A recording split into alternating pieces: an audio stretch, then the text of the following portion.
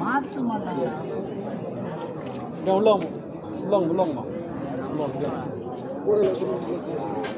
இலை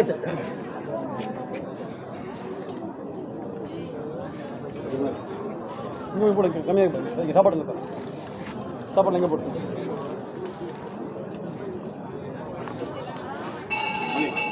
இன்னும் white rice கம்மியாக இருக்குது.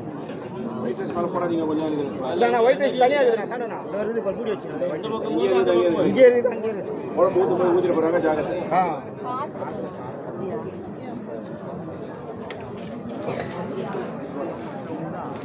கூப்பிட்றேன்.